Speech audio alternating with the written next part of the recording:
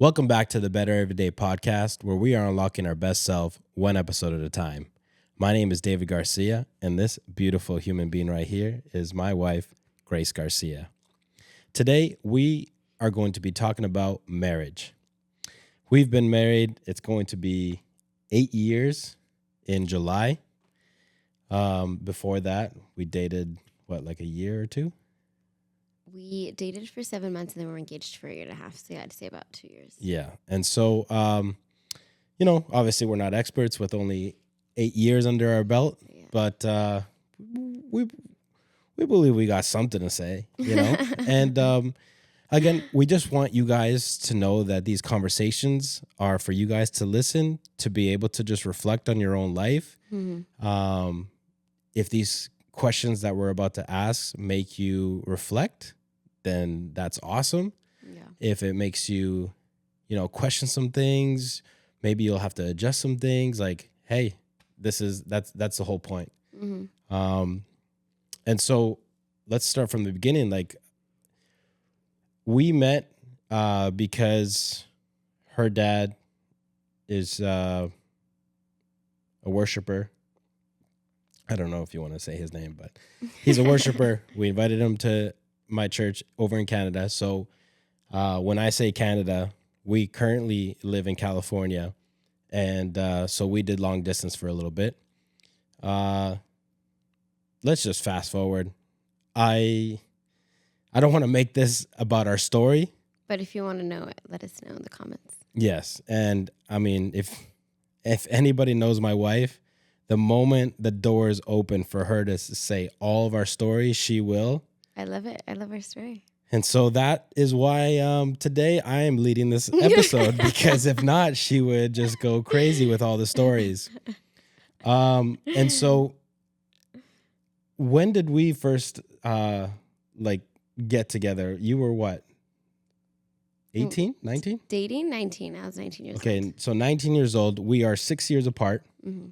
So at the time I was probably around 25. It was at your sister's wedding. Yeah. Your brother had told me, hey, Grace is single. I was like, I got to shoot my shot. Shot my shot and hit a bullseye. But I remember the first time that I told you that I liked you, that same night, you gave me like 100 questions. Yeah. And I'm telling you guys, these questions were just, hey, let's put everything on the table. They were purposeful. Yes. She was basically like, how many times are you going to come visit me? Because we're long distance and... I had a negative experience with long distance. Yes. And she was basically like, I don't want to just see you like once a year. Like, give me a plan. Mm-hmm. And so she was like, how often are you going to come see me? How is this going to work? How long are we going to do this? When do you plan to get married? How many kids do you want? How many are you still a virgin? How many people have you slept with? Like, and when I'm telling you guys the details of all details, she was asking everything. Yeah. And for somebody who might be asking like, hey, like, don't you think like that was a little too much at the same time? What would you say to that person? Why is it that you just put everything on the table? Well, they were intentional questions because I had a purpose. I wanted to get married young. And if your answers didn't align to my answers, then it's okay, he's not the guy. Move on. Like, I don't want to be doing this dance back and forth with no intention and then later down the road find out, oh, he doesn't want the same thing with me. Mm-hmm. Then one of us is going to get hurt or both of us might get hurt. And so I was in a relationship prior to that where I genuinely wanted to get married young. Our visions didn't align, and I just thought to myself, like, I wasted so much time. And that's not a good feeling like your time was wasted. So when you told me you liked me, I was like, okay, before I even like consider the thought of us dating, let's see what kind of guy you are. What is your purpose? And I also asked like morals, like, what do you think about abortion or like those types of things? Because same thing, I wanted to see if we were compatible in that sense because I didn't want to waste time. Yeah. I wanted to get married young. And then you said something, you were dating somebody before and it was like 6 years and you guys didn't align. And the moment that you said that, I started thinking, like, how many people out there are with somebody else that they don't exactly align, but they're still with that person, and they see, like, I guess we can call them red flags. Yeah. They see the red flags and they're like, no, I have hope. They could change. And time goes on and they never change. And like, then some people feel even stuck in that, of like, well, you could have been like, I've already been here for 6 years. I mean, some people, I'm not going to throw those 6 years away. Like, what am I going to do? Yeah. And you had the benefit of, like, you were still young. You were like 18, 19, right? But then when you met me, you were just like, no, let's put it all on the table. And I honestly, whenever somebody asks me for advice in regards to like relationship, in regards to marriage, finding somebody that, they can be compatible with, I always go the route that you did, which is throw it all on the table. Yeah. Because I'm a huge just believer of when people usually get together, at least for the first year, it's like you're acting like Mr. and Mrs. Perfect. And so right then and there, you're not really being yourself. You're being your quote unquote best version of yourself. Yeah. And so after a year, then people start getting comfortable, like you start getting comfortable in the relationship, and then the real you starts coming out. And usually that's when you hear the comments of like, you weren't like that before. You've changed. When the reality is they never changed. It was just, hey, now they're showing you like their real cards. Yeah. And so my thing has always been like efficiency. I'm more of a logical person, right? And so that's why I really like your approach of like, no, let's just put it all on the table. And you liked it at that point when you didn't get... Oh, I loved it on that point. Because at that point, I was 25 and I was looking to get married around 24, 25. And so when you said that, I'm like, bet, like, I'm ready for all this. Like, and you didn't think not one moment, because you didn't lie to me, even though some of your answers weren't maybe something you were proud of. Right. And so you didn't think at any moment like, oh, I'm just going to lie to her so that I can have a shot. Because I feel like some women think, well, how am I going to trust them? Why am I going to ask if they're just going to tell me what I want to hear? That's a good point. But the way that I saw it, I'm like, if this is going to work, this is going to work. Okay. And I think, honestly, when I flash back to it, I wasn't scared at all.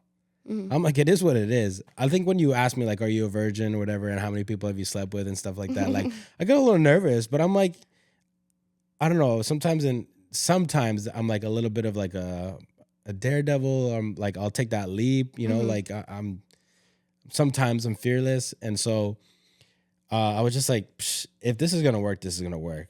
And again, I just love that approach that we had because we put it all on the table. We were basically like, this is who we are, I think there were still aspects of me because I remember you and your family used to be like, David, you used to be so nice. and then you guys got to know like the sarcastic David and, the jokester David. And you guys were like, oh, you guys were like shocked by that. But I like that approach and I would give that advice to anybody. Yeah. Just put it all on the table. Like if it's going to work, it's going to work. I think when people don't put things on the table, it's because they really, really, really want things to work with that other person. But they're willing to like hide things to do that. And it's just like you always say, whatever you're hiding in the shadows, it's sooner or later it's coming out to the light. Yeah. And I believe that first year, usually for most people, you're acting like Mr. and Mrs. Perfect. And I see it as a mask. Just like, oh, you got the mask. But sometimes wearing that mask or remembering to put on that mask, like it gets tiresome. And I think that's why like after a year, you're just like, okay, I guess I could trust this person. Like I'm just going to be myself. And that's when all those shocks happen. But like if you just put everything up front on the table, like it's like, okay, there's not much that can surprise me now. And the worst thing that can happen is that person's turned off and you wasted one day. Yeah, exactly. But I do see how somebody can be like fearful, like nobody likes to be rejected. Mm-hmm. They're like, oh, if I show my true self, like nobody likes to be vulnerable. Like if I show my true self, like what if they don't accept me? And if they don't accept me, then I'm gonna walk around feeling like nobody's ever gonna accept me. You know, like there's that fear for sure. But if you can be rooted enough in your identity, do it. Because like you said, it's like, okay, what's the worst that can happen? They'll be like, nah, I don't think it's going to work out. Okay, cool. Like then you weren't the person for me. Yeah. Rather than me hiding my things, us getting into a relationship because, you know, I kind of, in a way, manipulated the situation. Mm-hmm. And then 2 years down the road, we're having humongous fights Yeah. that we were like, what the heck? Like, this is not what I signed up for. And then you go into the cycle of like, but it's 2 years. I've invested this 2 years. I have hope in this person, you know, like, but it could be the most toxic relationship ever. But that sometimes that quote unquote hope of like, no, I see the good in that person. Like sometimes that good won't come out with you. Yeah. You might not be the right person, but you've been kind of just pushing the red flags to the side and pretending that they're not there. Mm-hmm. But anyways, so you did that. And I love that. I love that. Okay. I gave you all the answers. I was like, hey, I'm coming every 3 months. Don't worry about it. And yeah, so I came every 3 months. That was April that I told you that I liked you. You gave me the whole like rundown of all the questions. I passed the test. I really liked that about you. And so we started our relationship. Unofficially, we were quote unquote just talking to each other. Yeah. And then in August, I came back, asked your dad, hey, you know, can we make this official? He was all good. December, I come back. I'm like, hey, I know you told me to take it slow, but can I marry your daughter? And he was like, in the same year. That's always in the same year. yeah. And he was like, all right, cool. And then I asked you to marry me, and you said yes. In March. In March, yes. On your birthday. Mm-hmm. At church in front of everybody. Yeah. But let's just make a quick pause right there. Because a lot of people may be asking, for the ones that aren't married yet, how do you know when you're ready to get married? And so I'll ask you, like, how did you know that you were ready to get married? I don't think I knew. I love. I loved the idea of marriage. Luckily I had a great example of what marriage should look like. My parents' marriage was so beautiful. Anyone around them loved their love as well. It wasn't always that way, but as a kid, seeing the good stuff towards the end of the relationship, it was like beautiful, like perfect in a way. Mm-hmm. They were married, I want to say it was like 25 years at that point. Some of you guys know my mom passed away. But my mom got married at 17. And so in my head, I was just like, it works. Like this marriage stuff works. And I remember telling a lot of my friends growing up and people I'd meet, like, yeah, my mom got married at 17. I want to get married at 18. Like in my head, I wanted to get married at 18. And they'd be like, you're crazy. And I'm like, no, like everyone around me was like, that's crazy. But in my household, like that was beautiful. And I think all of my sisters and we were all like, it works. Yeah. And so there was definitely this naiveness to my mentality of marriage of like, if you just get married young and two people love each other enough, it'll work. And so I don't think I was ready. I had like this fairy tale in my head of what marriage was like. Okay, now I'm going to ask you a question that I think people are going to enjoy the question to or the answer to. If you could go back, knowing what you know right now, not knowing what you know of our relationship, but having the wisdom that you have right now, going back, would you have still chosen to get married or would you have waited? No, I would have still kind of chosen to get married. Why? Because I hear people who wait, even people who are older, right, get divorced, remarried, or their spouses have passed away and then get remarried. The problems don't go away. Like they just don't. And we've talked about this. Like you'd think with age, people get it right.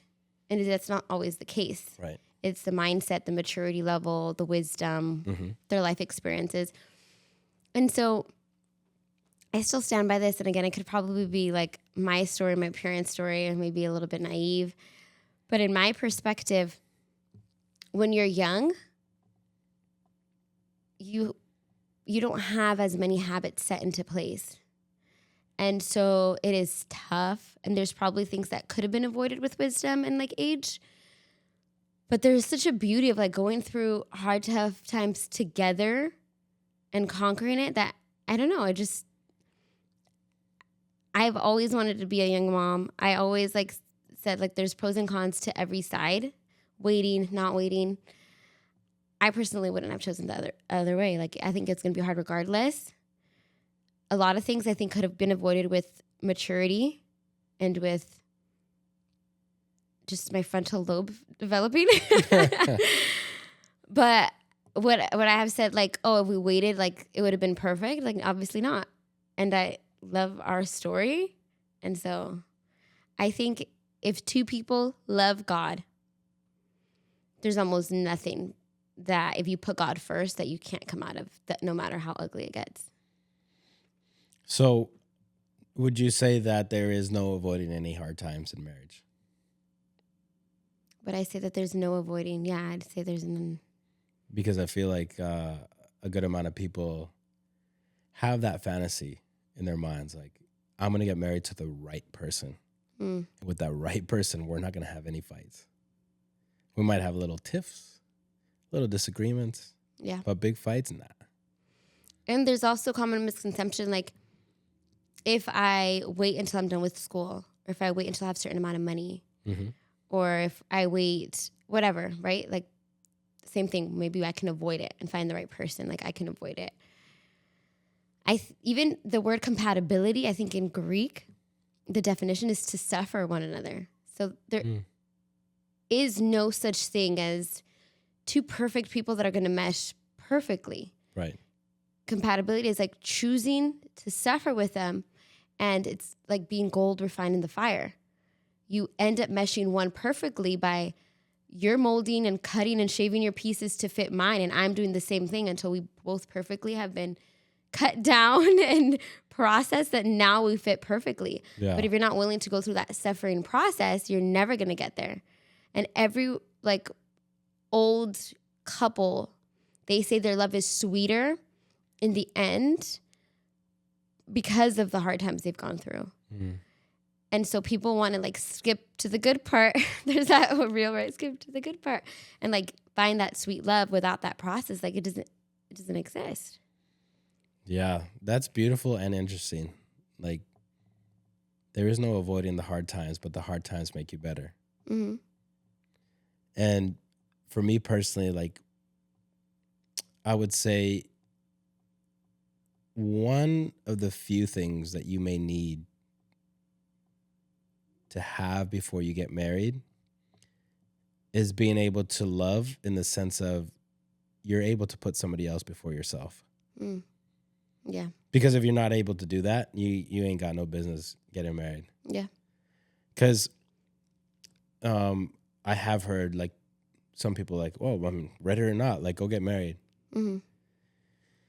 But I do believe like if you cannot put somebody in front of yourself, before yourself, you should not get married. Yeah. Because that marriage is gearing towards suffering. And only by the grace of God could you get into a marriage like that and come out better. But the process is going to be long and hard. Yeah. Because that's one of the things, honestly, like if you can't put somebody before yourself, is that even love? No. It's not. And especially like if you're coming from a Christian background, like you always like to say, well, it's truth, but that the church is the bride. And Jesus is the groom. And Jesus sacrificed his life for the bride. And in the same way, a man should sacrifice himself for his wife. and vice versa. Mm-hmm. And so if you cannot sacrifice yourself, if you cannot put somebody else before yourself, if you cannot put your future wife or future husband before yourself, then you do not have any business being married, because you're just going to, I mean, if you're both in the same boat, it's just going to be two prideful people knocking heads, just locking horns, just going after it. Mm-hmm. Because I had a pastor once that told me, you want to know if somebody really loves you? Tell them no and see how they react in anything. Yeah. Like, babe, will you hug me? No. And if that person reacts like, just going crazy, he told me that person is trying to fill a void and is not really looking for love. I do have people like that debate me on that, but I it's a principle that I live by. Because it does show a lot. Tell somebody no and see how they react. If they're curious, maybe like they don't understand it, and maybe they ask you like, hey, like, why not? Mm-hmm. Like if they're open to having a dialogue and conversing about it, then it's like, okay, they're willing to step into a realm of understanding with you and like, okay, let's get to the bottom of this. Yeah. But if they're just straight up throwing a tantrum, that's a huge red flag. Because all they're doing is thinking about themselves. Yeah. I asked you to do something to fill a void for me. And so I stand on that. If you cannot put your spouse before yourself, you have no business. And so then I ask you, do you feel like you were in those shoes when we first got married? Well, I remember you told me no in regards to we were dating, and I really wanted to we were talking about marriage. We were talking about rings and all that stuff, like, because we were dating with purpose. Yeah. And I brought it up, like, oh, I want to get married. You know, like, is the ring coming? Kind of like. Yeah, you were bugging a lot. Yeah. You were bugging so much. But I wanted to know, like, what's happening. Yeah, I guess now looking, it's like cringe. But then you told me, no, I don't have money or something like that. Yeah, so here's the whole story. So you were bugging. And just a little side note, like for the girls out there bugging their boyfriends, like, hey, when are you going to give me that ring? As a man, this is coming from a man's perspective. Yeah. Like, why are you asking that question constantly? Are you trying to push him into getting married with you? Like, are you trying to push him into like giving you a ring? And like, what if the dude's just, I don't know, scared or whatever? Like, instead of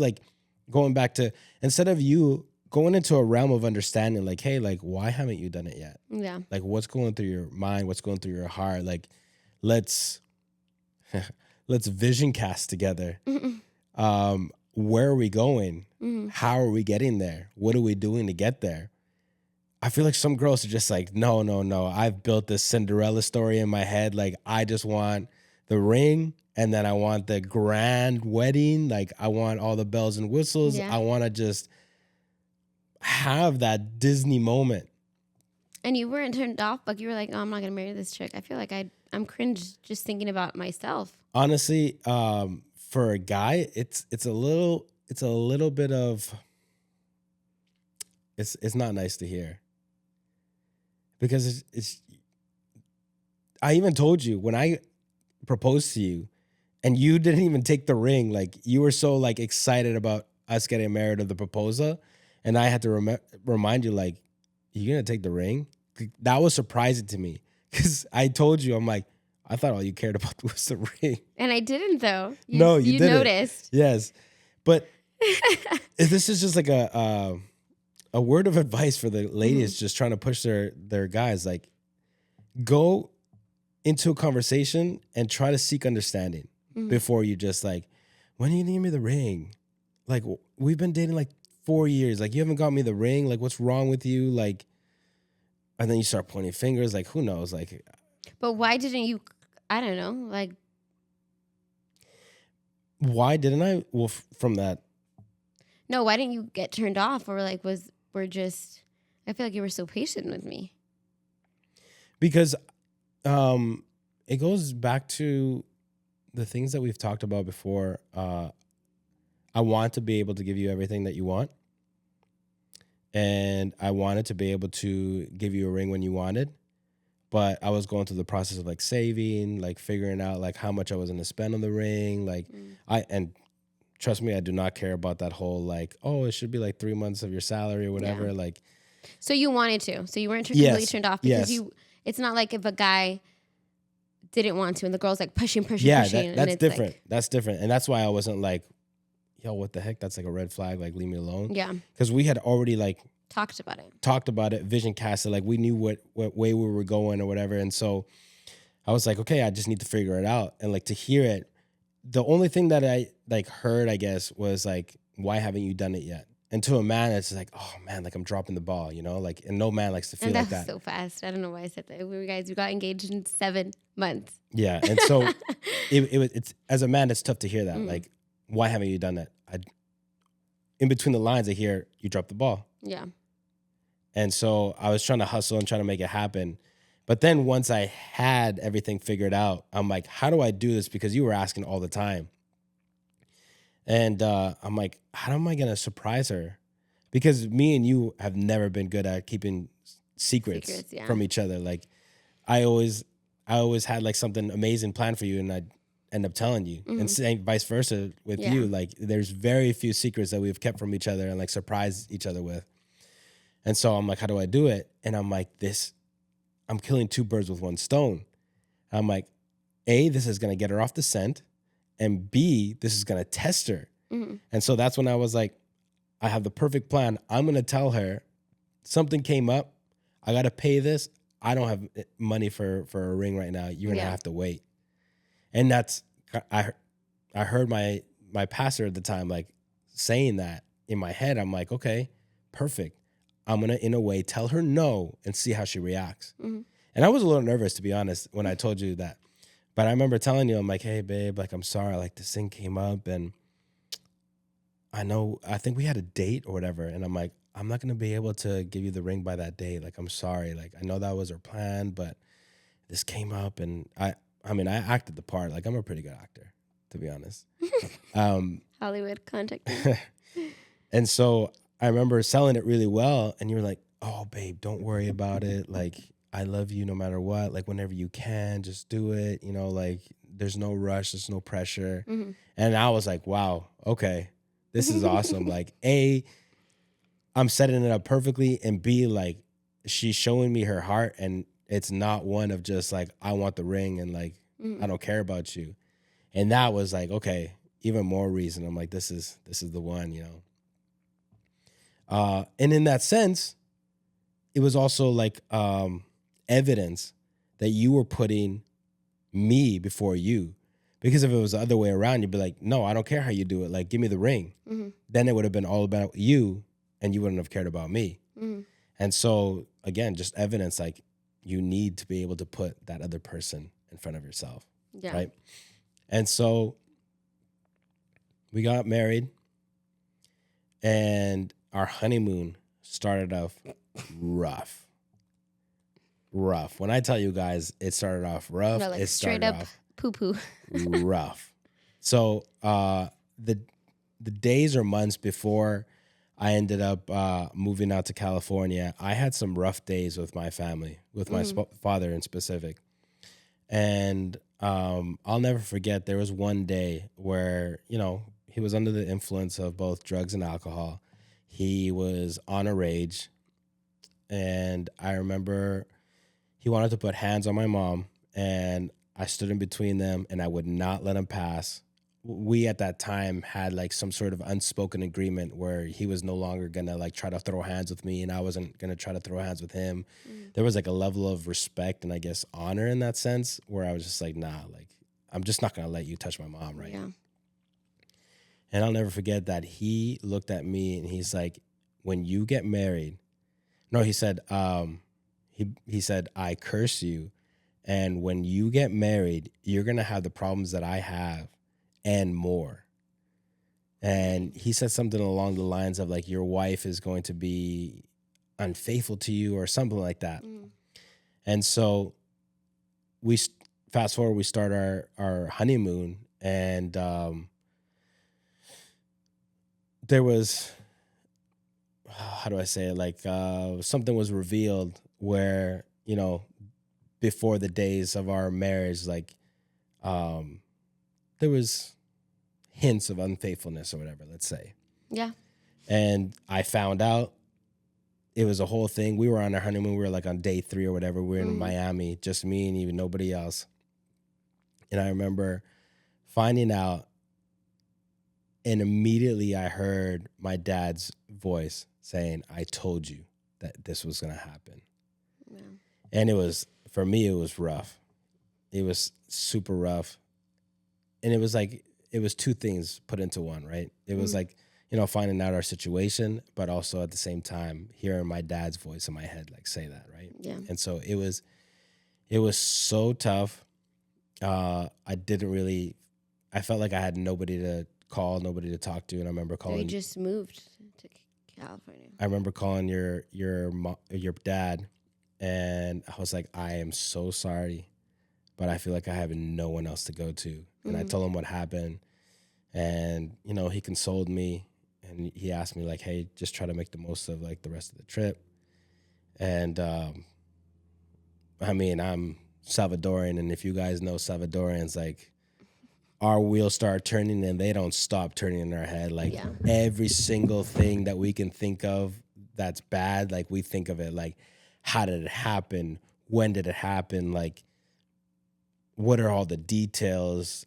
How did this happen? Like, was there malice intentions? Like all these things. And I was just building something that was a fair big size, but I was blowing this thing up into like this huge thing. And I remember I didn't know how to handle it. I don't really know why I'm going to share this, but like I have to just like, I remember like it was that same night, I think you were sleeping like a baby and I was so mad. I'm like, how is this girl sleeping like a baby? And I'm over here just being tormented. Yeah. I remember walking in the streets of Miami just all by myself. I'm like, and honestly, like I could say this now, like in my walk, I just thought like, hey, she's going to call me. She's going to notice I'm not there. And she's going to be like, hey, please, like, like some sort of like attention or whatever. Nothing. I get home and or get back to the hotel and you're still just like, I'm like, this girl doesn't care. But that's just like the Salvadoran wheels turning, right? And so the point of the story is like, we started off rough. Yeah.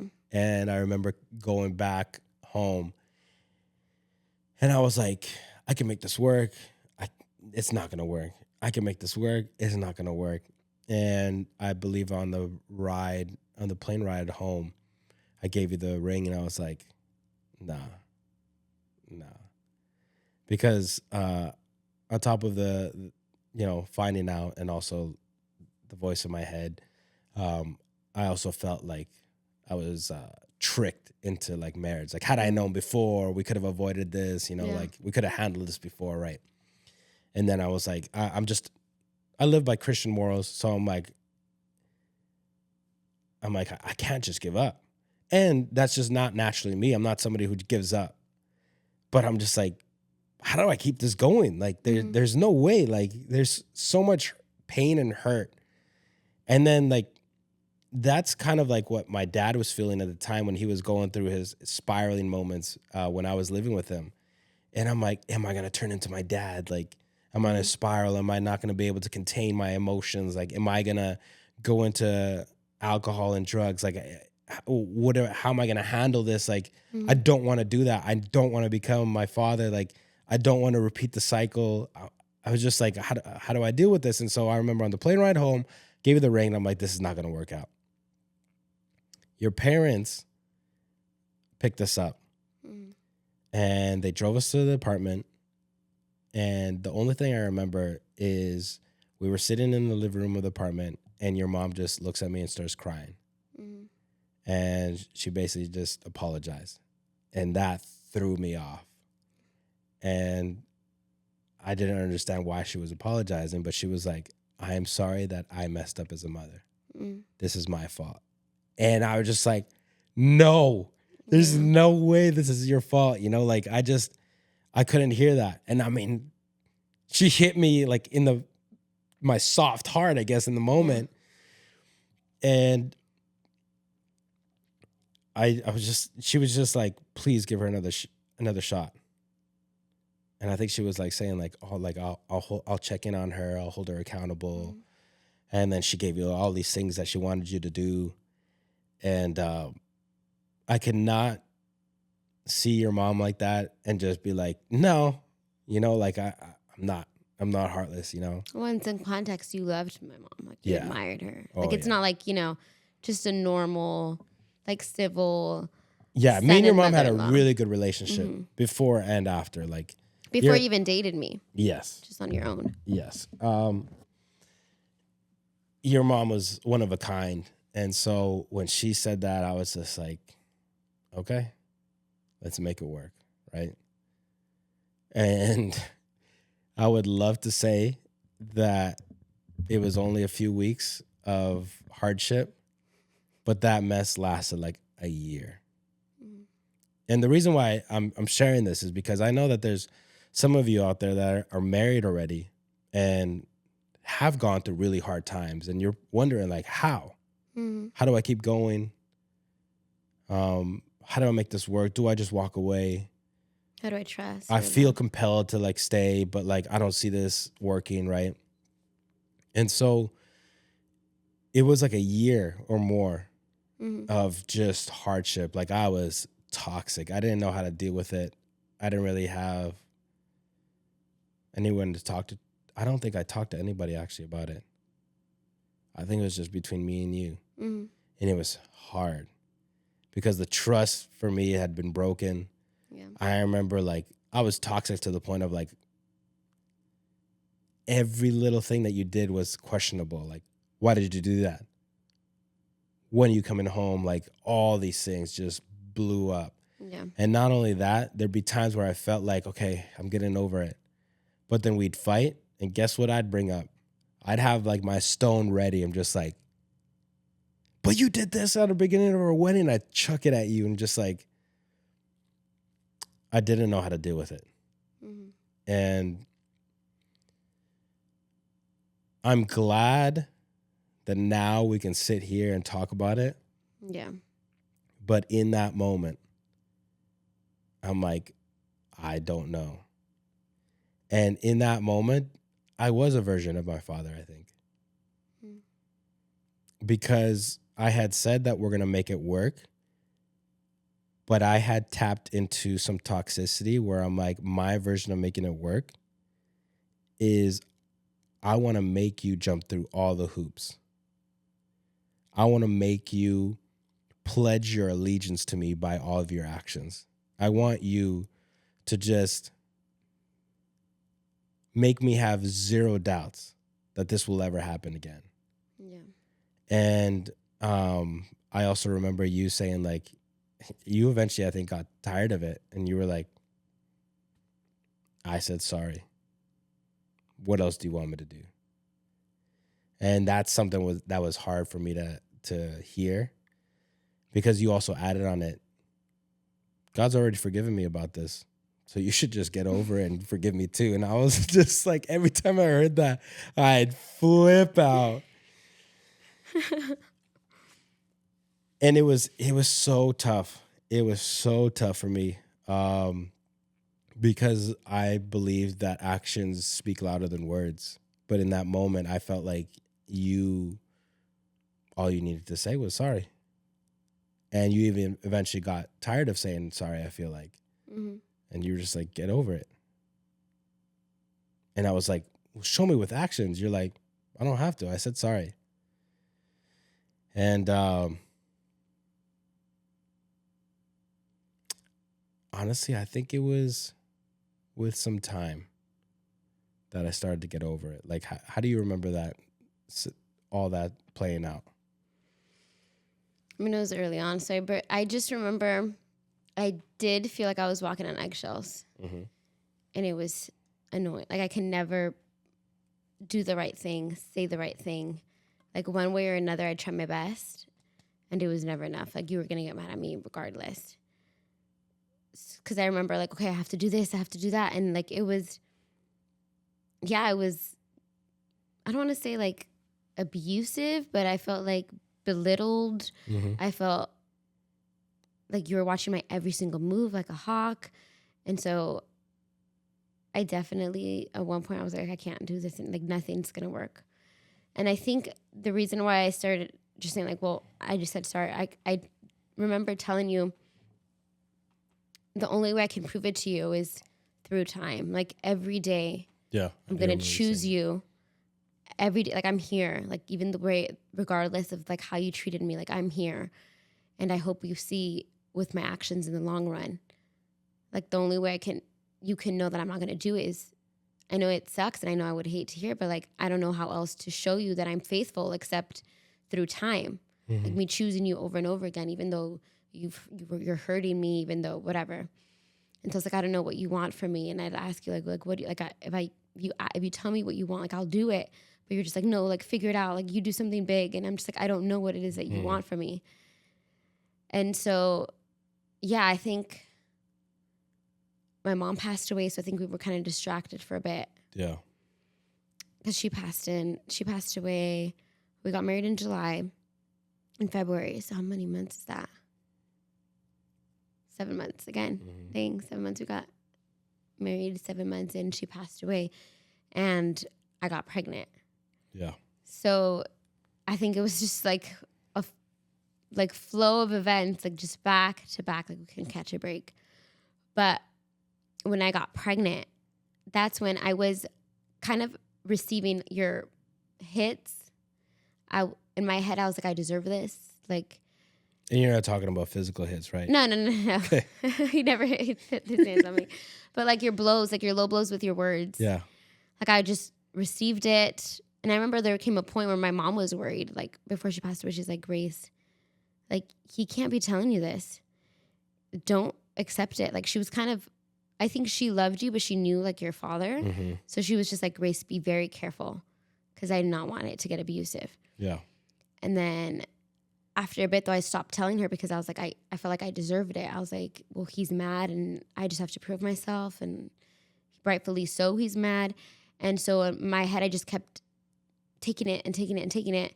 But when I got pregnant, that's when I'm like, I'm done with your BS. Like my hormones kicked in, and that's when I started acting like you.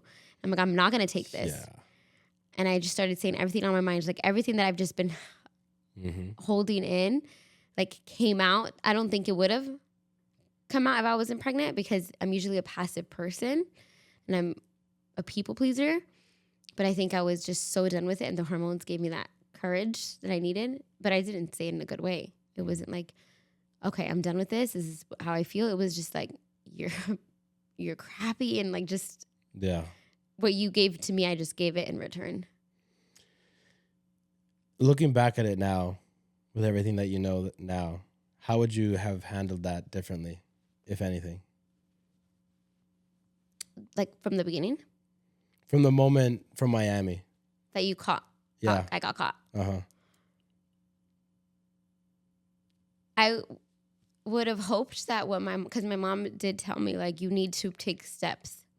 And I remember you telling me, I wish you came up with that on your own. Like, for example, my mom said, delete your social medias. Mm-hmm. It's like Facebook, Instagram. I deleted everything. I changed my number. And you were like, you should have thought of that. And I genuinely didn't think of it. Mm-hmm. And so taking the reins like that, okay, what steps can I do so he sees that I'm serious? Yeah. So I wish I handled that differently, like not have been waited to be told that, but just taking the initiative. I don't know if, I think in a way you did need to vent, but maybe I would have recommended like therapy. Like, okay, it never occurred to me that we needed it. And I don't know if you would have. I think at the time, I don't think I would have. But what I probably would have done, I don't know if I would have accepted like therapy, but I do wish, like how I would have wished I would have handled it differently or how I would right now is I would try to seek mentorship or counsel somewhere to get that third person perspective. Because right now, with the maturity that I have now, I could go back and recognize, like, okay, I'm very emotional and I'm being emotionally driven. This is not logic. This is not spiritual. Like, this is completely emotionally driven. I am hurt, and everything that comes out of my mouth is coming from a hurt place. And I need a third person's perspective. It doesn't mean that that person is going to like help heal me or just like fix me, but at least having a third person unbiased perspective, just like speaking truth over me, because it becomes a battle. Yeah. It's just a battle of like, especially with the way that a Salvadorian mind works, like all these wheels, all these ideas, all these things just like constantly going. It's like, honestly, it's haunting because it's almost like a torment. Like you try not to think about it, but then, these ideas pop up. These ideas pop up, and just like to have somebody speak truth, speak clarity, speak wisdom, I think would have helped me at least try to take that into consideration and like, okay, that is right. And I think that would have helped speed things along. But yeah, it wouldn't have just been that, but obviously like a relationship is a two-way street, right? So seeing effort from your part, me having the mentor, whatever, I think that's how it would have been different for me. Just like, because looking back at it, like I wish it would have played out differently. I wish, because I'm saying it right now, like it was being a reflection of my father in a way. Like, I was being verbally abusive. Like, I remember I would go off. Yeah. And now, without a care in the world, I would just go off. And, I mean, maybe you guys have been there before, like, when you're hurt, really deeply hurt, you just want the other person to feel just as crappy as you do. Yeah.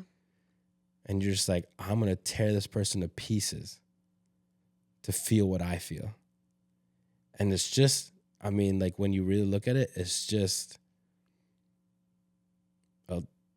a child just being like, I hate this feeling, but I don't know how to deal with it. Yeah. You know? I'm such a crybaby. What are you feeling right now? I don't know, I feel like it's just validating, like you confessing, or like you've done this before, like we've had therapy sessions, but I just feel seen, like you taking ownership. Like I didn't deserve. Well, I feel like someone could say, yeah, she deserves that, she messed up, but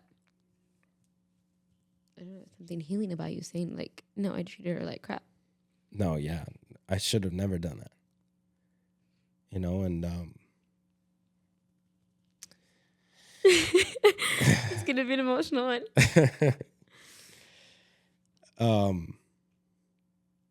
I wish it would have been different. And it's always like hindsight, you know, like everyone always says, like, I wish I would have known back then what I know now. Yeah. Because we could have been where we are right now much sooner. And we would have been further along. But the only thing that gives me solace, I guess, or that balances me out is like, we're telling the story now. Yeah. And somebody's listening to this. And it's like, okay, I'm exactly where they're talking about. And if we had to go through what we went through just for that one person, I mean, it's worth it, you know? Yeah. But, I agree.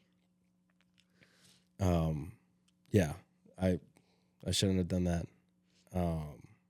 It was rough when you got married, or when you got pregnant, like you said, like, and if you guys know us, I always say, like, I don't really enjoy you being pregnant because I feel like in every single couple, every single marriage, there's always one more dominant and one more like passive. And in our marriage, in our relationship, you were the passive one. Like, you would take everything. Mm-hmm. But the moment you get pregnant, you're like, heck no, I'm not taking none of your crap. Like, we're going head to head and we will see who's going to win. And you won almost every single time. Like, And I remember you saying, like, why are you acting like this? And I'm like, I'm acting just like you. Like, yeah. take it. Oh, yeah. You would slap me with that. Mm-hmm. Just like, whoop, like, and with time, I think you, even outside of pregnancy, you started like gaining a little bit of more like confidence in that regard. Like, Yeah. you're like, I'm not gonna take your crap no more, homeboy. Like, I see how you are. You're like, no, I gotta stand up for myself. Mm-hmm. And you did, like, little by little. But in the beginning, it wasn't healthy. I didn't know how to do that in a healthy way. Yeah. Like, where it was coming from a place of protecting myself, like, rightfully so. Mm-hmm. And not like, well, let me hurt you. Yeah. In protecting me. And so fast forward just a little bit, like, it was with time that things started easing. Like you said, we got pregnant with Elijah. Your mom passed away around the same time. We were dealing with all the pregnancy stuff. If you guys have heard the other episodes, like around the time of Elijah, beginning years, like, we weren't that great with money either. So we were trying to figure that out. And usually when you have one common denominator of an enemy, like, that will unite people. And we were trying to like figure things out. And you became a youth pastor and you loved that. Mm-hmm. I feel like that also, I don't know if you would agree, but like kind of like brought healing in another way, like you pouring your love and again, how you saw success and affirmation and that you were a good person. I think you needed that because you said that curse haunted you. Like, you're not a good man or you're going to get the exact same thing. Mm-hmm. But then you were seeing the fruit of your labor with the youth, at least. Yeah. Maybe not in our marriage at the time. And I remember we went to a Biola marriage conference. Mm-hmm. And I remember we were listening to this guy. Do you remember the guy's name? He was a bald guy. Oh, I know who you're talking about. He was my PE instructor too. Oh, yeah. He taught you self-defense online. Oh, Timothy Mueller or something like that. Yeah. Timothy something. So he was talking on the topic of forgiveness. Mm-hmm. Forgiveness is a huge topic, like in everything, like any sort of relationship, whatever. And he was talking about forgiveness. And after like the session, he was like, what I want you guys to do is I want you guys to go out in the courtyard away from your spouse. And I want you to think about all the people that have hurt you and, just begin to forgive them. And I remember I went to a table, sat down, put my head down, and I'm like, what am I doing here? Like, I'm not going to do this. Like, I wasn't in the mood. I forget what it was, or like, I just didn't feel connected to it. Mm-hmm. But I do remember just all of a sudden it clicked. And I started to like, I had my eyes closed and I started imagining all the people that had like hurt me. Mm-hmm. And the first realization that I came to is a lot of the people that hurt me never had the intention to hurt me. It was unintentional. Like I would think about like the girls in middle school where I was like, oh, like, I like you. Do you like me back? And they'd be like, no, that hurt. It wasn't their intention to be like, oh, I'm going to purposely hurt this kid, like it was just like they didn't feel attracted to me. Right. But as I don't know, if the type of person that I was before was I would hold a grudge. And so like something that hurt me, I'd be like, oh, like it would build up. Mm-hmm. And so I remember thinking about all that and all the buildup. And I remember around middle school, high school was when there was a shift in my life in regards to who I was. I remember before I was just a very soft-hearted kid. I would wear my heart on my sleeve, thinking that everything was going to be rainbows and butterflies. Everything's going to be a fantasy. Yeah. I remember thinking about being married one day and like looking forward to it. Like I wanted that happiness, right? And but around middle school and high school, like things shifted in my life where I was like, no, this is not going to work. The way that I'm functioning right now, all I'm doing is getting hurt. So I need to change. Mm-hmm. And the thing that I saw with the kids at school was all the jerks are getting all the girls. Mm-hmm. All the jerks seems like so happy. So I was like, I'm going to become a jerk. Yeah. And I became a jerk and things started shifting in regards to like, I was getting rewarded for being a jerk, like for being quote unquote confident. And I embraced that identity. And so I started reflecting on this as I'm in the courtyard of Biola. And then that led I felt like God asked me a question, and I'll never forget it. And the question was simple: who were you before the pain? And that just led me to reflect on, like, I have let my pain mold me. And I remember the cool thing about that marriage conference is they gave us like a 30-minute like counseling session with a therapist. Yeah, for free. And we met with a lady that eventually became our like actual therapist cool. years after that. And so we met with her, and I remember I told her like what I reflected on, and she's like, I am so happy that you like shared that, and I'm so happy that like you came to that like revelation. She was like, and I want you to know that, because I told her, I'm like, I feel like a jerk, and I've just embraced that identity, and like I don't want to be that jerk anymore. And she's like, you know what? I want you to know that in the time that happened, it was not a bad thing. You used it to survive. You felt like you had no other option, and it was okay for a season. But when you embrace it as an identity for past that season, that's when it became a problem. And so with all that like reflection of forgiveness, you were one of the people that I was like, oh, I have to forgive her. And with that reflection of the pain has molded me, I'm like, the pain has molded me to become this jerk that acts like they don't care about nothing. They don't need nobody. And that's when I like just shared that with you. And I'm like, I don't want to be like that anymore. And I think that's really when like, I was like, because I always say like, you can't fight a battle when you don't identify the enemy, right? And so that enemy was like the unforgiveness and the way that the pain molded me, right? And I'm like, okay, what I basically felt God saying was like, okay, I want you to go back to your original design. Like it's time. It's time for you to shake all this armor that wasn't even called to be yours. Like you got to shake all this off. And so, or at least work through it. And so I remember from that point, I remember sharing that with you, and I was like, I don't want to be like this anymore. There's a lot of unforgiveness in my heart, and you're one of the people, like, we're married. I remember like pouring out, and I remember us crying, like, while we're eating lunch, like, I think like all the bread got soggy with like our tears or whatever. And this was the point. I think Elijah was like 2, so maybe almost 3 years of marriage, right? Yeah. And so I was like, I don't want to be like this anymore. And that's when I felt like, okay, I'm going on a journey with God. Like, this has to like leave. I don't want to embrace that identity of like, I'm going to be a jerk, you know? And you can attest to like how long that process has been, because even like years after that, I was still like, there was moments of like glimpses of me still being a jerk.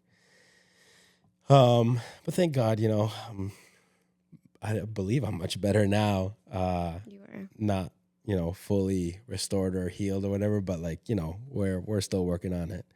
There's still, because I mean, you go back thinking like, if you've practiced this for years, like it's gonna take about the same amount of years for you to unlearn all that stuff. Like, you know, I kind of think of like all like 50 years old. It'd be no, brand spanking new. The thing that I think about, and people say it in the health realm of like, how long you've been eating like this? Oh, like 15 years. And you think that you're just going to get over this habit. You're going to just get rid of all this like obesity in 3 months. Like, nah, it's going to take years.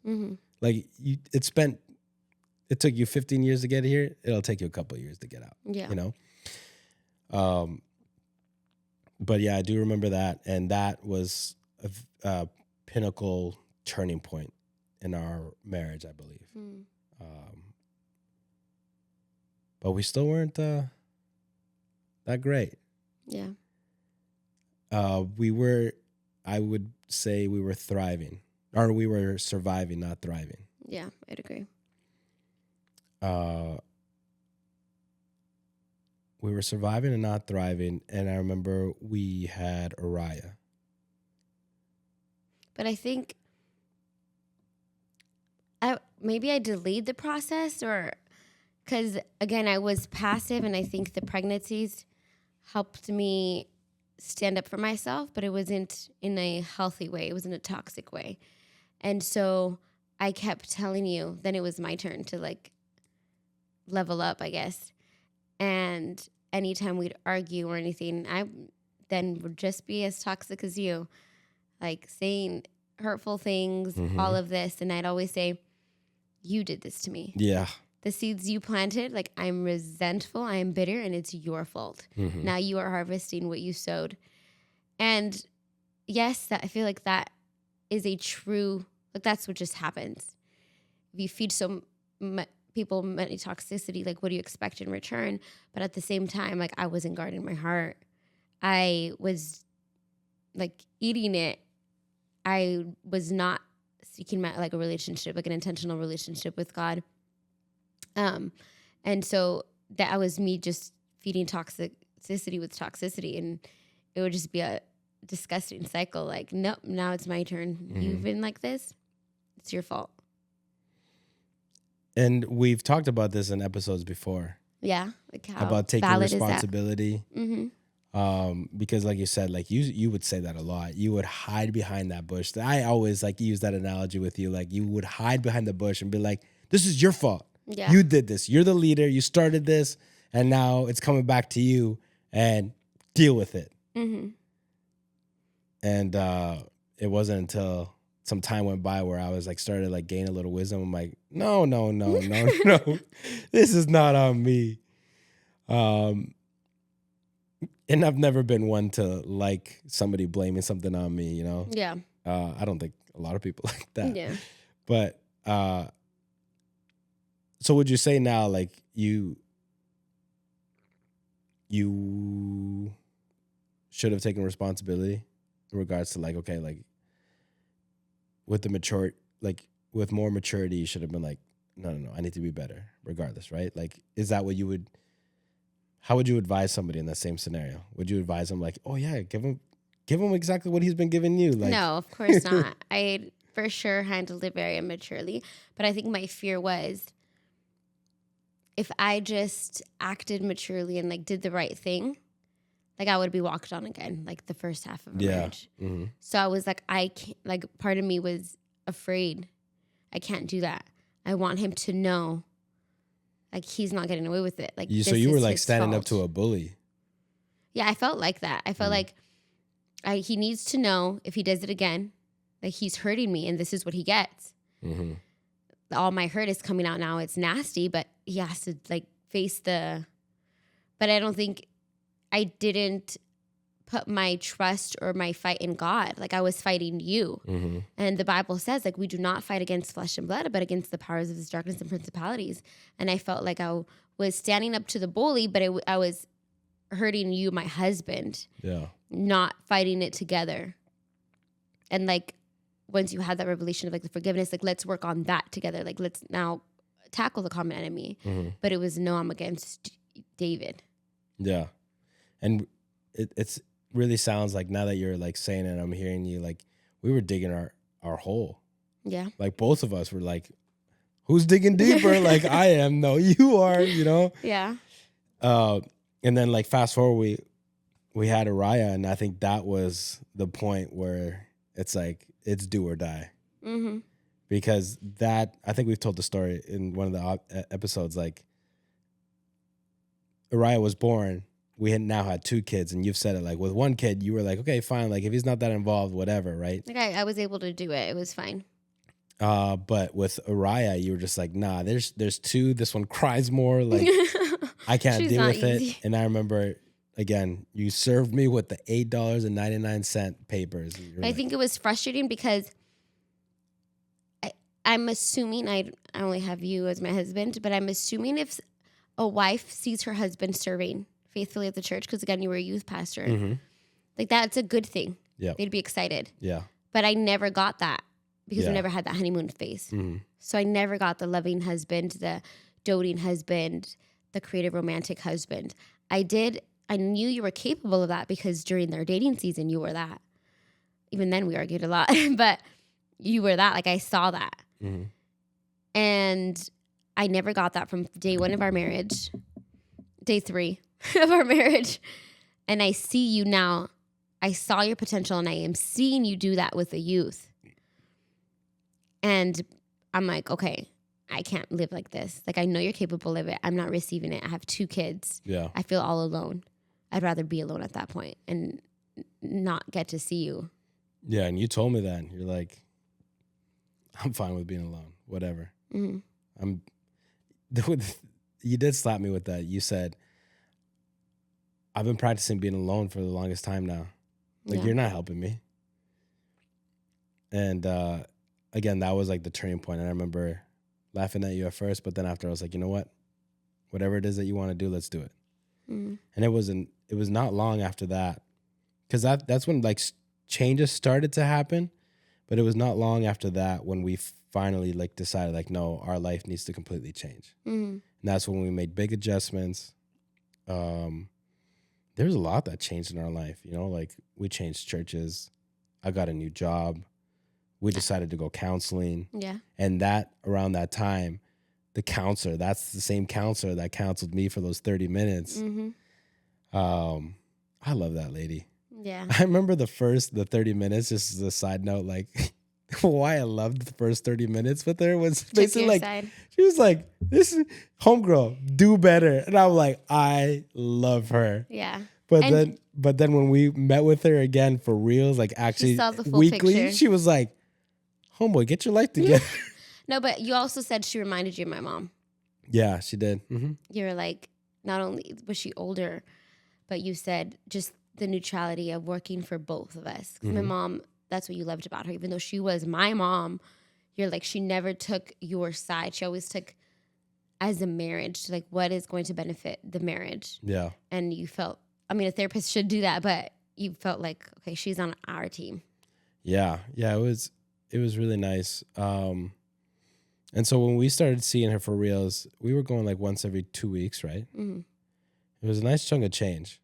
But I remember when we decided, like, I'm not somebody that's going to waste money. And we were already like on our financial journey by that time. And I'm like, I'm not going to waste my money. Like if I had decided, because you had been telling me for some time already, but I'm like just one of those people, like it has to be my idea for it to be a good idea. And when I finally decided, no, babe, let's go, like figure it out. I told you to contact Biola. You got everything sorted out. I was like, okay, whatever it is that I'm going to hear, I'm going to hear. Mm-hmm. And I remember we went in. She was mostly the first week was just to get to know us. I think we had to fill something out, right? Yeah. And she asked us a bunch of questions just to see. I feel like the first session or 2 sessions is basically like they want to put you in like some sort of category. Mm-hmm. Like, okay, this is the starting point. Maybe this isn't exactly who they are, but this is a starting point. And we did all that. And then she started helping us do like, she started helping us with skills of how to communicate. Because obviously a lot of people know like in relationships, the biggest thing that goes is the communication. Like if you don't have good communication, I mean, you're in for a rough ride. And so she started helping us. One of the things that she helped us with was a speaker listener. So that's another thing. Culturally, in the climate that we're in right now, people don't like to listen. They like to respond. They don't like to listen. And so we were exactly the same way. Like we would interrupt each other. Mm-hmm. I would honestly only hear to be able to respond in regards to like what you said. I would not hear to be able to understand. Mm-hmm. And so we practiced a skill called speaker listener, which is where you would start and be like, this is what I feel. And you wouldn't use words where it's like, this is you. It would always be like, this is how I feel. This is from my perspective. It was just your point of view. Mm-hmm. And after I would hear you out, I would have to repeat it back to you. And after I repeat it back to you, I have to ask the question, is that right? In regards to like, am I getting what you're saying correct? Like, do you feel understood? And if you said no, I had to continue digging to try to figure it out until you said, yes, that is right. And that's one of the best things that we could have learned because she made us practice it in the room with her, which was great because she was a mediator and she was a third person, unbiased person. And so we would have conversations and she would go, say a little more about that, Grace. And how did that make you feel, Grace? And she just go deeper and deeper. And I think we were both pretty game for it. Mm-hmm. And so it wasn't like a struggle to like go underneath the layers. We just needed to be Coached through it. Exactly.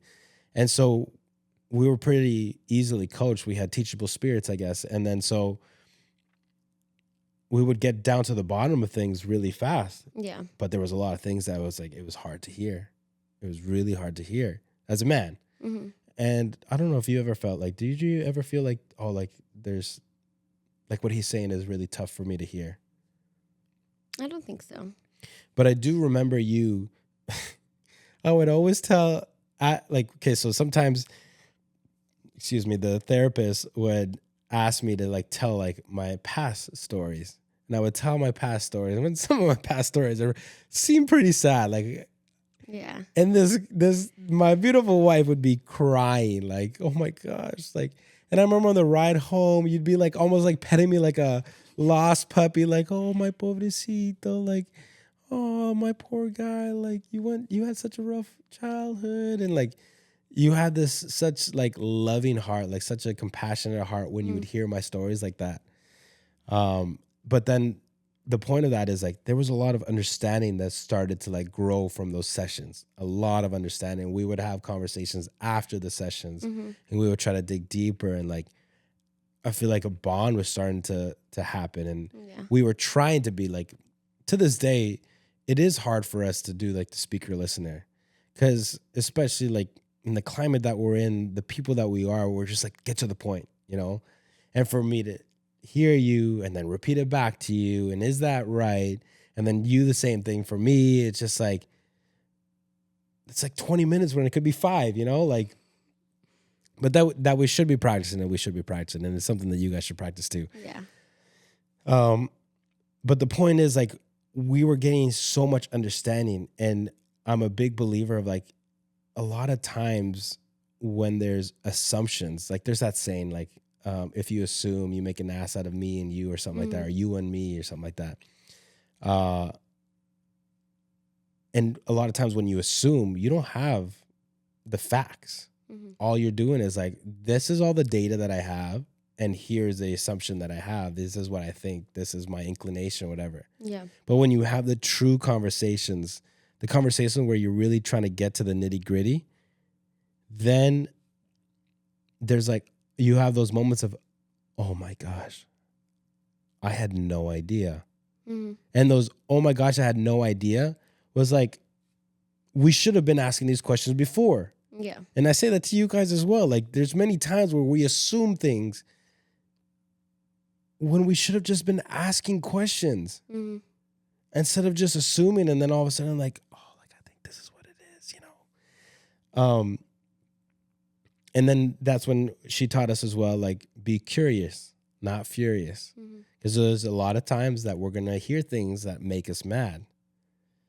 But it's like, be curious, ask the questions, seek the understanding. Because when you are seeking the understanding, there's like a bridge being built between me and you. Because when there's curiosity, that bridge is burnt. Yeah. There's no connection between me and you, and it becomes a fight between me and you. Rather than let me be curious, let me ask questions. Let's get to the bottom of this. And most of the time it was like, oh my gosh, I had no idea. I'm so sorry. Like, and a lot of times, let's be honest, it's easier said than done. But definitely skills, if you can practice them, will help you in your relationship, help you in the marriage, right? And in the counseling, like, what would you say was like your biggest thing that you learned, or biggest thing that you say like, I'll never forget it, or I'll take this with me for the rest of my life, or I'll give this advice to somebody else? The biggest takeaway for me, because I remember, I don't know how it really went down, but she was just trying to say like, what is something that you struggle with? What is something that you do? And it was part of her be curious, not furious, of like lies we tell ourselves. So then we put up these walls. And for me I think it was making it full circle. What even caused me to be like emotionally cheating on you was your tone. Like someone said it on like being brusco, which is like blunt, I guess. But again, we're 2 different cultures. And I remember she said, but he loves you, right? Or something like that. And I had to put on my phone Like, remember, he loves you. Mm-hmm. Remember, he loves you. Because I'm like, no, I know for sure he loves me. And then I'm like, but I have to just remind myself, like, he's not going to communicate it the way I do. And I think that's why I loved hearing your stories, because it gave context of why you were the way you were. Mm-hmm.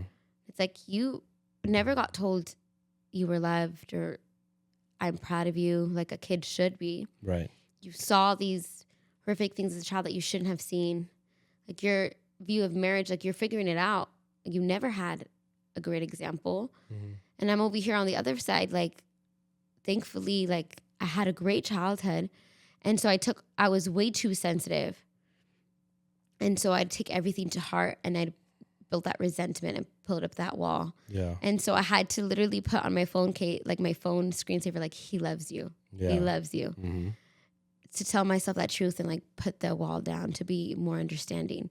Because that's what made me like, and that's why I feel like it's good if you're not married or if you're dating to already be practicing that. If you need to go seek premarital counseling, do so. Because that whole situation that caused the blow up in the honeymoon could have been avoided. Mm-hmm. Because I remember there were times where you would speak cruel to me, or like you were very brusco to me. Mm-hmm. And it sucked because we had Skype, so you just hang up and I couldn't contact you. Mm-hmm.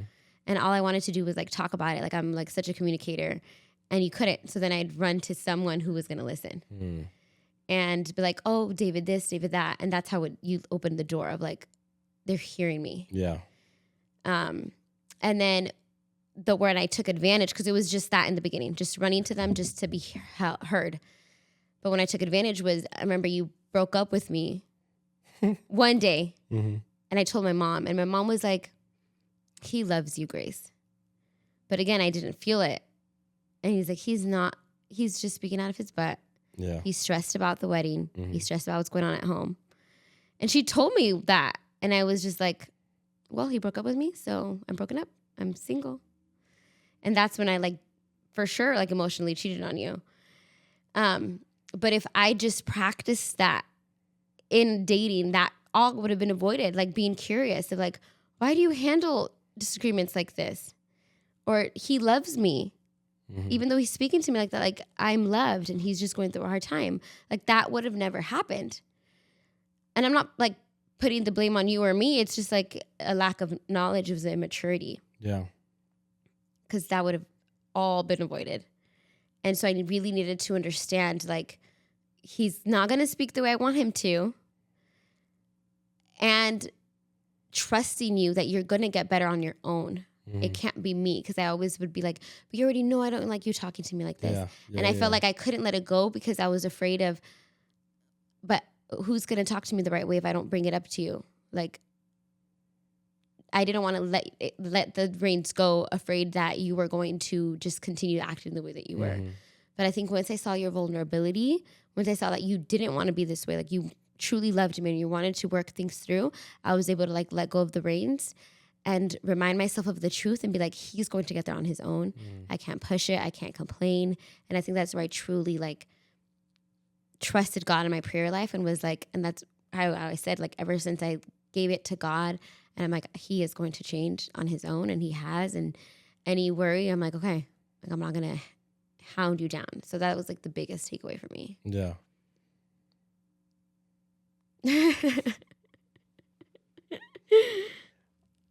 I do remember that.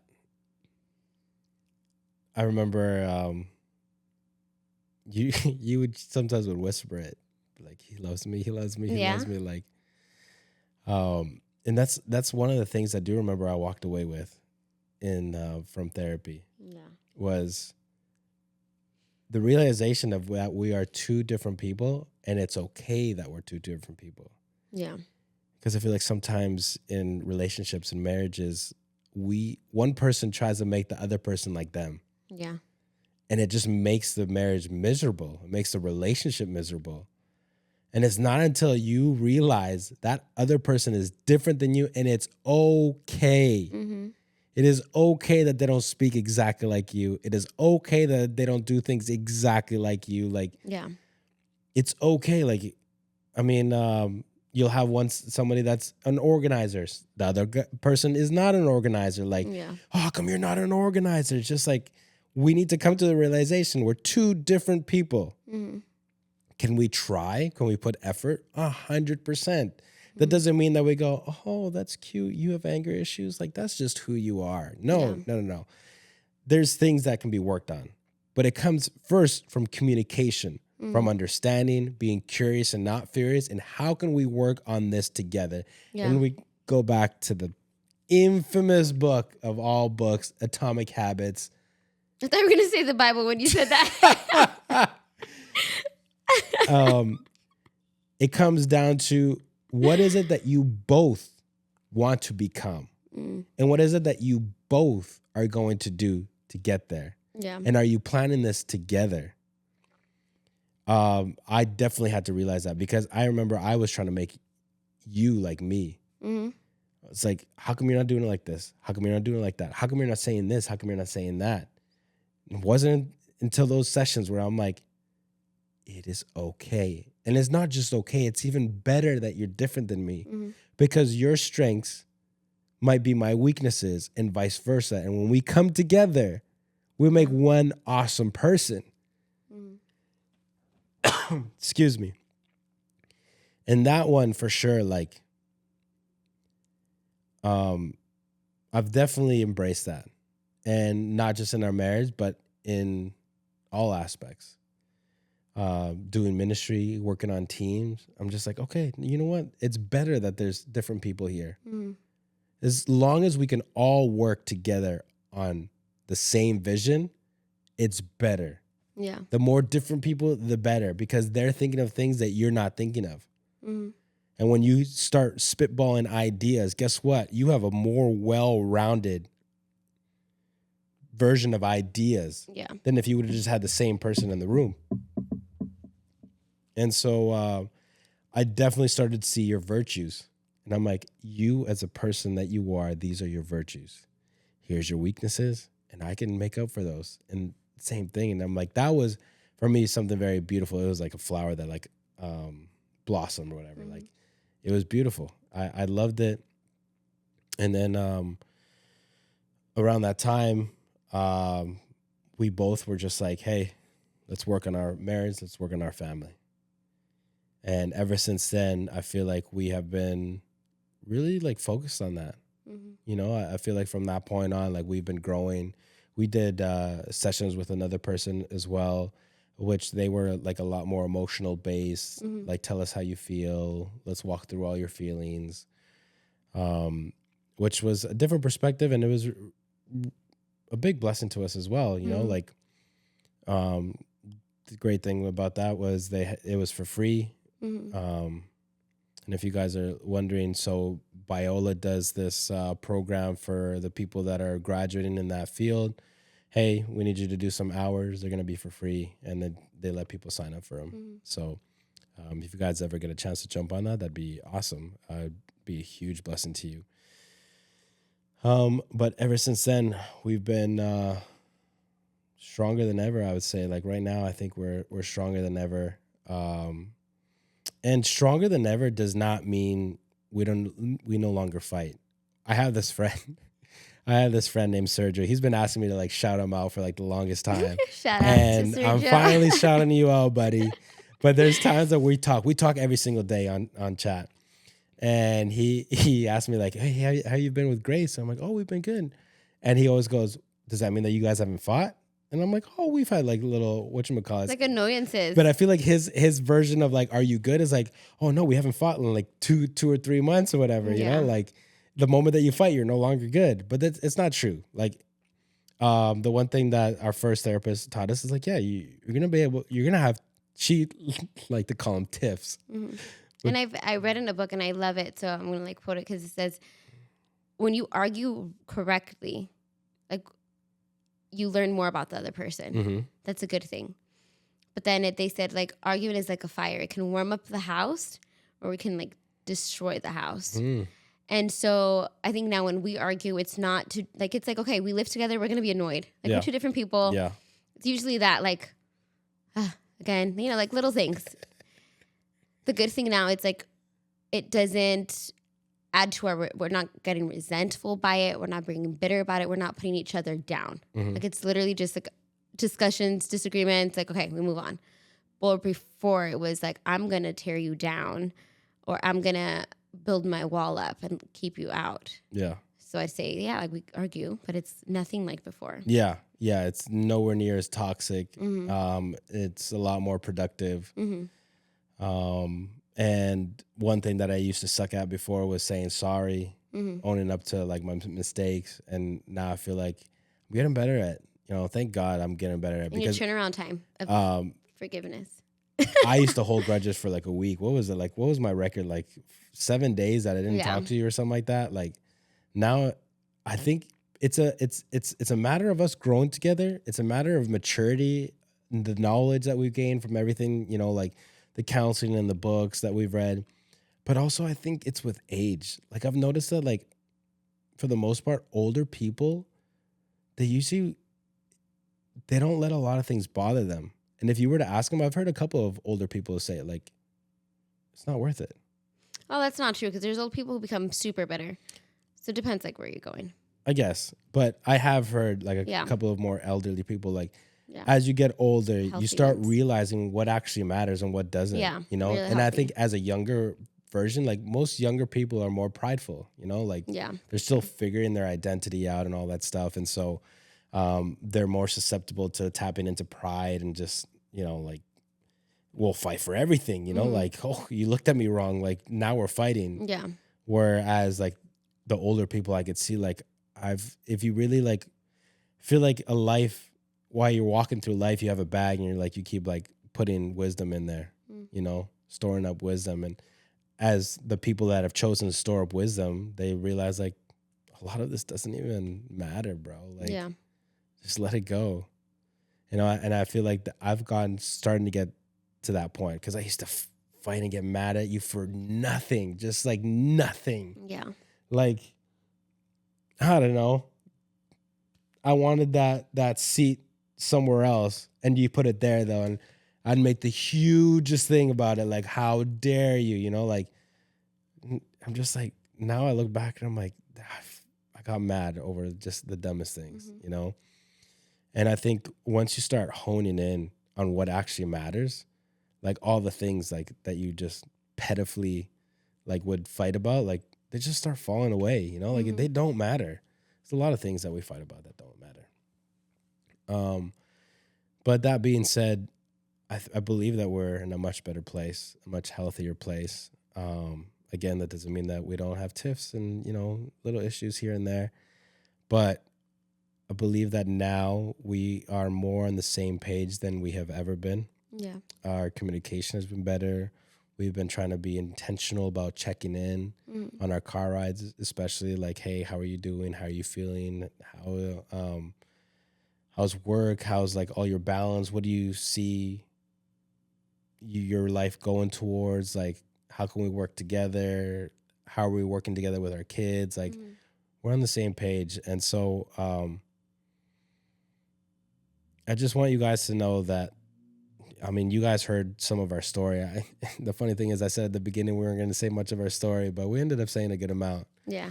But the point of us sharing all that is just for you guys to see, like, hey, like maybe you guys are going through some hard times as well. And like, there is a light at the end of the tunnel. But as we've said in past episodes, and if you haven't heard the past episodes, like go out and hear them, because we've said like, it is up to you if you learn throughout the way. It's your responsibility if you learn. Like, it's your choice. Like, there's two sides to every coin. Every single situation has two sides of the coin. Like, are you gonna learn or are you gonna not learn? Like I said, you could be that person with that bag and like, okay, there's wisdom, put it in the bag. There's some more wisdom, put it in the bag. I think every single situation that you go through has wisdom to be gained if you choose it to be so. And I believe that we have gained a good amount of wisdom, which is why we're talking about this topic. And I want you guys to know that there is hope. Yeah. There is 100% hope. That it's going to be rainbows and butterflies and not even close. It's going to be hard. It's going to be really hard. And Actually, there's a verse. Give me 1 second. Well, can I say something while you're looking Sure. for the verse? Again, we said this before, like there's two types of hard. And I think you've mentioned this to me where it's hard to, because at the moment when you want to argue, it feels so good to say the mean things, to say the hurtful things, Mm-hmm. to stoop low. It feels good. And that's hard to control your emotions. It's hard to die to your pride. It's hard to maybe be on the end of the stick and say, well, I'm gonna let them win this one, even though I don't know if they're gonna look after me. Mm-hmm. But I think you've told me the other thing that's hard is doing that and then later seeing who you love be hurt and having to like fix that and undo that. Yeah. That's hard too. Mm-hmm. And just like choose your hard. Yeah. Because you had to do that. And then there'd be times where I'd be like paranoid, like, I'm so sorry. And you're like, calm down, I don't care. And I'd be like, oh, I don't know. Like I'd be kind of fearful of you. And that was hard for you to swallow in the therapy where I was like, Mm-hmm. and then having to undo that, like me even untraining myself, like, no, he loves me. Like, it's okay if I come late. Yeah. Or if it's okay if I take my time. Yeah, it was definitely a process. Yeah. And you've told me like that was hard to see, like, okay, the person I love is like afraid of me and I have to make her gain her confidence with me and know that she has a safe place here. Yeah. And so it's, again, we're sharing this in our testimony because you now have a choice of like, do I continue to do what I've done my whole life? Because it's hard to change your habits. It's hard to break that. It's hard to practice self-control and delayed gratification. Or do I continue and then you're going to reap something later and it might not be what you like. Yeah. Yeah, 100%. There's consequences to every single action. And sometimes they're good consequences, sometimes they're bad. But when they're bad, like sooner or later, you're going to have to be responsible for them, like you said. And that being said as well, like when you realize that you have to be responsible for what you've done, please have the courage to face it.